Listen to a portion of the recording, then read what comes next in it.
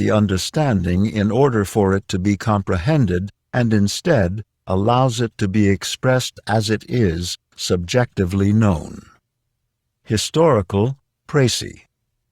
This is an abridgment of the About the Author section from Power versus Force and The Eye of the I, which provides historical context. A lifelong sequence of intense states of awareness that began at a very young age first inspired and then gave direction to the process of subjective realization. At age 3, a sudden, full awareness of the condition and state of existence occurred. The nonverbal but profound and complete understanding of the meaning of existence was immediately followed by the frightening realization that the I might not have come into existence at all. There was an instant awakening from oblivion to a conscious awareness, and in that moment the personal self was born, and the duality of is and is not entered subjective awareness. Throughout childhood and early adolescence, the paradox of existence and the question of the reality of the self was a constant concern. The personal self would sometimes begin to slip back into a greater impersonal self, and the initial fear of non-existence, the fundamental fear of nothingness, would recur. In 1939, as a paperboy with a 17-mile bicycle route in rural Wisconsin, I was caught on a dark winter's night, miles from home in a 20-below-zero blizzard.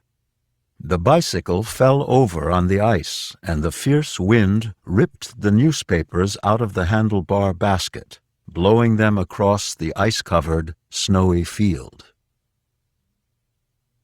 There were tears of frustration and exhaustion, and my clothes were frozen stiff. To get out of the wind, I broke through the icy crust of a high snowbank, dug out a space, and crawled into it. Soon the shivering stopped, and there was a delicious warmth, and then a state of peace beyond all description. This was accompanied by a suffusion of light and a presence of infinite love that had no beginning and no end, and was undifferentiated from my own essence. The physical body and surroundings faded as awareness was fused with this all-present, illuminated state. The mind grew silent. All thought stopped. An infinite presence was all that was or could be, beyond all time or description. After that timelessness, there was suddenly an awareness of someone shaking my knee. Then my father's anxious face appeared. There was great reluctance to return to the body and all that that entailed, but because of my father's love and anguish, the spirit nurtured and reactivated the body. There was compassion for his fear of death, although, at the same time, the concept of death seemed absurd. This subjective experience was not discussed with anyone because there was no context available from which it could be described. It was not common to hear of spiritual experiences other than those reported in the lives of the saints. But after this experience, the accepted reality of the world began to seem only provisional. Traditional religious teachings lost significance. Compared to the light of divinity that had illuminated all existence, the God of traditional religion shone dully indeed. Thus, spirituality replaced religion. During World War II, hazardous duty on a minesweeper often brought close brushes with death, but there was no fear of it. It was as though death had lost its authenticity. After the war, interest in the complexities of the mind led to the study of psychiatry and contemplation of medical school and residency. My training psychoanalyst, a professor at Columbia University, was an agnostic. We both took a dim view of religion. The psychoanalysis went well, as did the career, and success followed. The stresses of professional life led to a progressive fatal illness that did not respond to any available treatments. By age 38, I was in extremis and knew that I was about to die. I did not care about the body, but my spirit was in a state of extreme anguish and despair. As the final moment approached, the thought flashed through my mind, what if there is a God? So I called out in prayer, if there is a God, I ask him to help me now, and surrendered to whatever God there might be and went into oblivion. When consciousness returned, a transformation of such enormity had taken place that there was only silence and awe. The person that had been no longer existed. There was no personal I, or self, or ego, only an infinite presence of unlimited power that had replaced what had been me. The body and its actions were controlled solely by the infinite will of the presence. The world was illuminated by the clarity of an infinite oneness. All things revealed their infinite beauty and perfection as the expression of divinity. As life went on, this stillness persisted.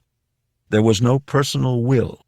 The physical body functioned solely under the direction of the infinitely powerful but exquisitely gentle will of the presence. In that state, there was no need to think about anything. All truth was self-evident, and no conceptualization was necessary or even possible. At the same time, the physical nervous system felt extremely overtaxed, as though it was carrying far more energy than its circuits had been designed for. It was not possible to function effectively in the world. All ordinary motivations had disappeared, along with all fear and anxiety. There was nothing to seek, as all was perfect. Fame, success, and money were meaningless. Friends urged the pragmatic return to clinical practice, but there was no motivation to do so. There was the ability to perceive the reality that underlay personalities and that the origin of emotional sickness lay in people's belief that they were their personalities. And so, as though of its own, a clinical practice resumed and eventually became huge.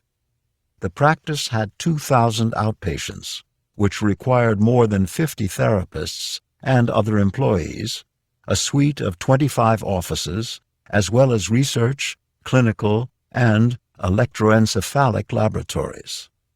There were 1,000 new patients each year. In addition, there were appearances on radio and network television shows. In 1973, the clinical research was documented in the book Orthomolecular Psychiatry, with Professor Linus Pauling as co-author.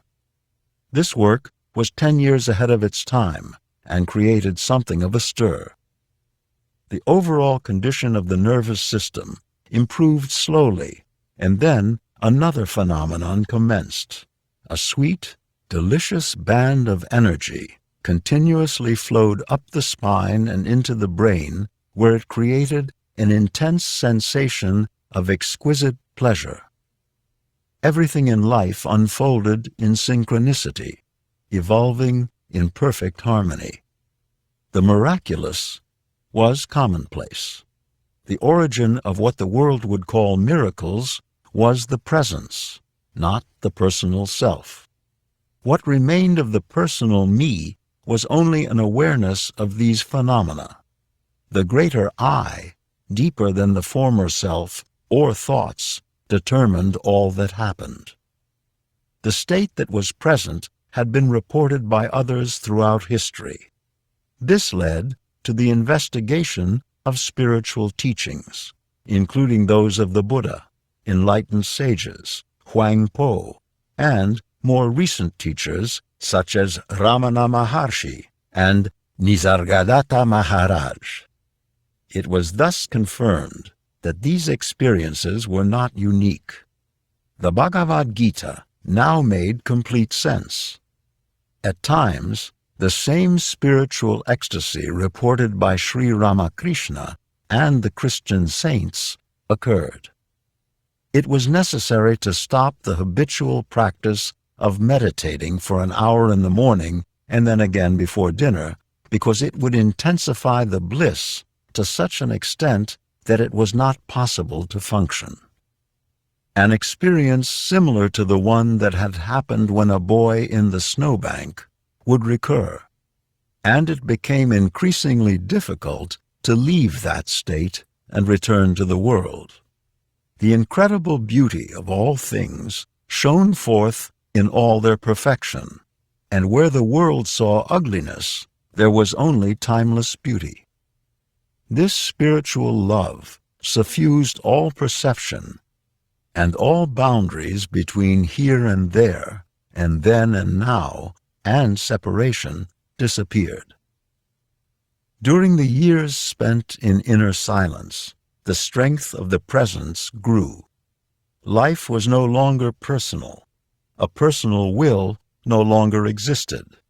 The personal I had dissolved and become an instrument of the infinite presence, and went about and did as it was willed.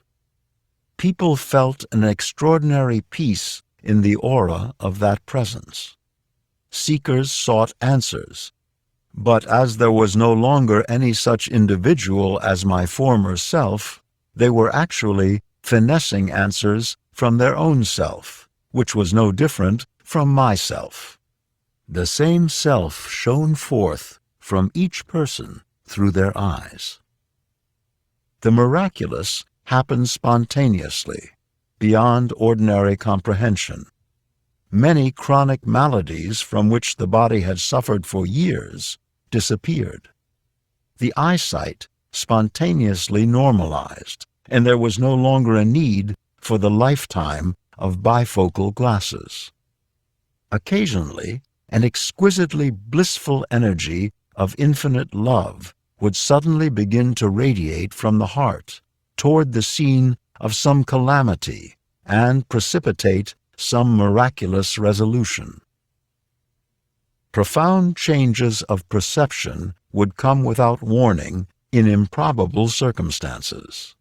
The presence would suddenly intensify until everything and every person that had appeared as separate in ordinary perception melted into a timeless universality and oneness.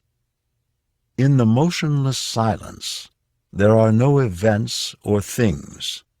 Nothing actually happens, because past, present, and future are merely artifacts of perception, as was the illusion of a separate I being subject to birth and death. As the limited, false self dissolved into the universal self of its true origin, there was an ineffable sense of having returned home to a state of absolute peace and relief from all suffering. There was the awareness that it is only the illusion of individuality that is the origin of all suffering. When one realizes that one is the universe, complete and at one with all that is, forever without end, no further suffering is possible. Patients came from every country in the world, and some were the most hopeless of the hopeless. Grotesque, writhing, wrapped in wet sheets for transport from faraway hospitals, they came, hoping for treatment for advanced psychoses and grave, incurable mental disorders. Some were catatonic. Many had been mute for years. But in each patient, beneath the crippled appearance, there was the shining essence of love and beauty, perhaps so obscured to ordinary vision that they had become totally unloved in this world. One day, a mute catatonic was brought into the hospital in a straitjacket. She also had a severe neurological disorder and was unable to stand.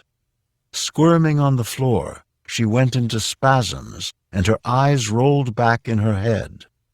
Her hair was matted, her clothes were torn, and she uttered guttural sounds. Her family was fairly wealthy. As a result, over the years, she had been seen by innumerable physicians and famous specialists from all over the world. Every treatment had been tried, and she had been given up as hopeless by the medical profession. A short, nonverbal question arose. What do you want done with her, God? Then came the realization that she just needed to be loved. That was all. Her inner self shone through her eyes, and the self connected with that loving presence. In that moment, she was healed by her own recognition of who she really was. What happened to her mind or body did not matter to her any longer. This, in essence, occurred with countless patients. Some recovered in the eyes of the world, and some did not. But whether a clinical recovery ensued no longer mattered to the patients. Their inner agony was over.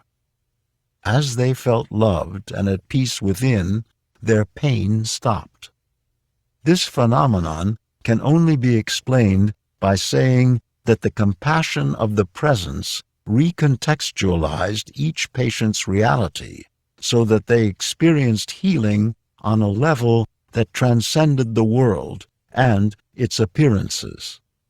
The inner peace of the self encompassed us beyond time and identity. It was clear that all pain and suffering arise solely from the ego and not from God. This truth was silently communicated to the minds of the patients. This same mental block was in another mute catatonic who had not spoken in many years. The self said to him through mind, "You're blaming God for what your ego has done to you." He jumped off the floor and began to speak, much to the shock of the nurse who witnessed the incident. The work became increasingly taxing and eventually overwhelming. Patients were backed up, waiting for beds to open, although the hospital had built an extra ward to house them.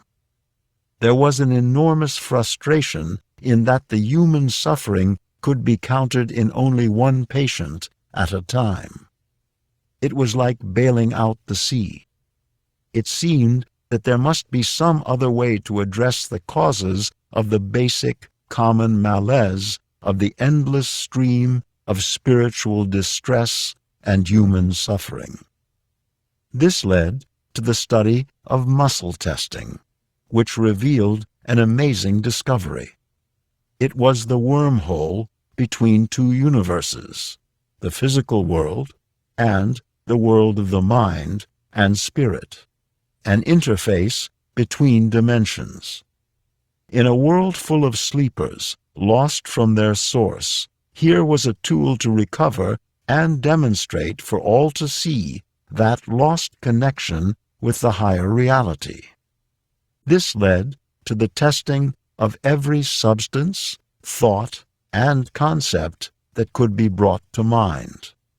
The endeavor was aided by students and research assistants. Then a major discovery was made.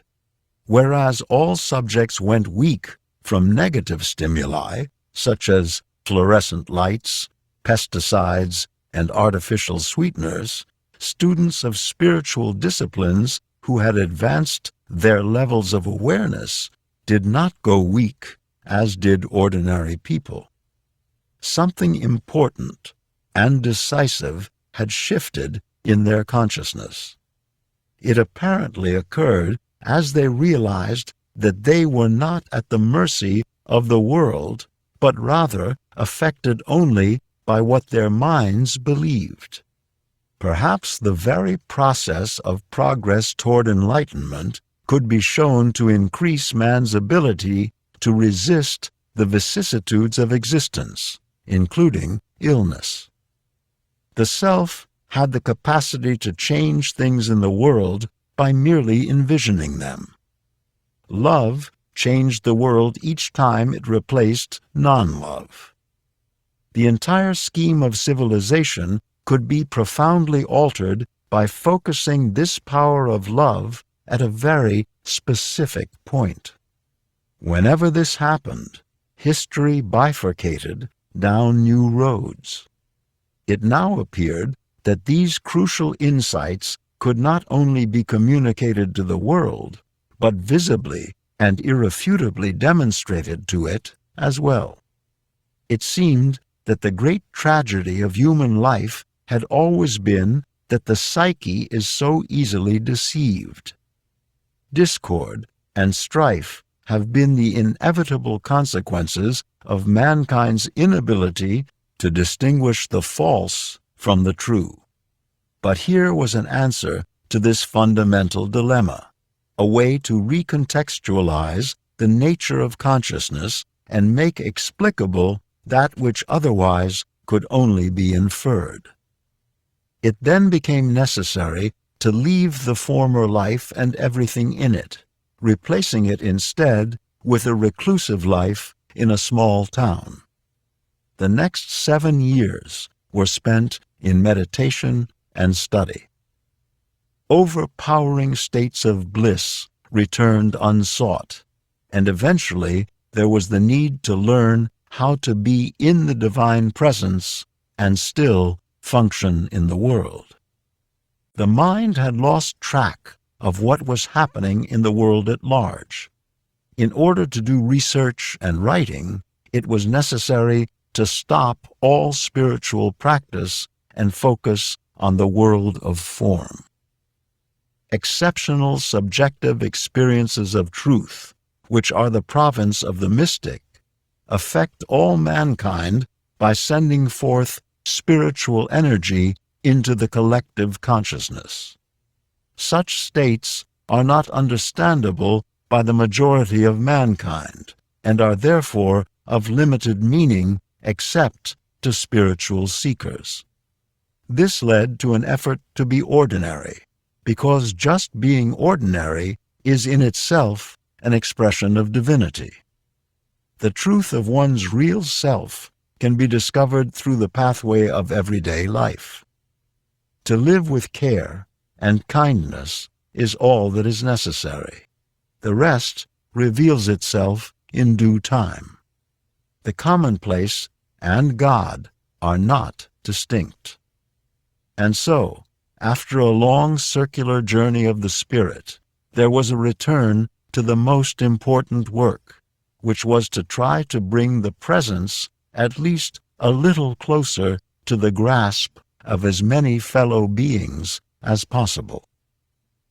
The presence is silent and conveys a state of peace that is the space in which and by which all is. Prologue.